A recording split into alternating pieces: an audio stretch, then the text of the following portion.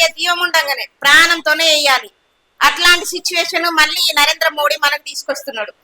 దీన్ని మనం గుర్తుంచుకొని ఈ మనోధర్మ శాస్త్రాన్ని తిప్పికొట్టడం కోసం మన ఉపాధి చేసుకునే దానికి కూడా అడ్డుగా తలుగుతున్నారు. కాబట్టి మనం దీనికి పోరాడి మన హక్కుల్ని మనం సాధించుకోవడానికి మనందరం కూడా ఏకమై మనం ప్రతి సంవత్సరం మార్చి అయితే జరుపుకునే వాళ్ళమే. మన కష్టాలను ఎప్పుడు చెప్పుకునే వాళ్ళమే. కష్టాలు అనేది మనకి ఇప్పటి నుంచి కాదు, మన అమ్మమ్మల నుంచి కూడా ఉన్నాయి. కాబట్టి ఆ కష్టాలన్నీ పోవాలనే ప్రతి సంవత్సరమే కాదు, ఎప్పుడు ఎక్కడ ఏ అన్యాయం జరిగినప్పటికైనా మన మహిళా సంఘం ముందుండి ఏ మహిళకు అన్యాయం జరిగినా ముందు పోరాడి ఆ మహిళా పరిష్కారం ఏంటో మనం ఆలోచించి మాట్లాడే మహిళా సంఘం మనది. పిఓడబ్ల్యూ మహిళా సంఘం అంటే మన ఒక సంస్థ కింద పనిచేస్తున్నాం కాబట్టి ప్రతి ఒక్కరు కూడా మహిళా సంఘంగా మనం పనిచేస్తున్నాం.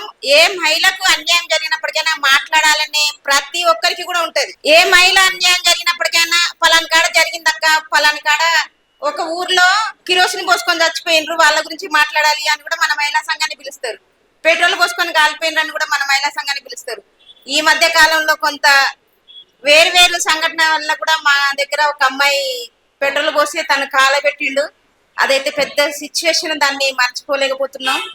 ఆ అమ్మాయి చనిపోయింది, తను కూడా చనిపోయిండు. ఇట్లాంటి సిచ్యువేషన్ లో కూడా మహిళల్ని చాలా హింసలకు గురి చేస్తున్నారు. ఈ గవర్నమెంట్ కు మనం ఇప్పటి నుంచి కాదు కదా, మన అమ్మమ్మల నుంచి కూడా పోరాడుతుంటే అప్పటి నుంచి పోరాడినప్పటికైనా ఈ సతీ సహాగమనం లెక్కనే మళ్ళీ మొదటికి వస్తుంది మన వ్యవస్థ. సతీ సహాగమనం అంటే భర్త చనిపోగానే భర్తతో పాటుగానే జీవం ఉన్న భార్యను కూడా మంటలో వేసిస్తారు, భర్తని గాలబెడతారు కదా, ఆ కాట్లోనే భార్య జీవం ఉండగానే ప్రాణంతోనే వేయాలి.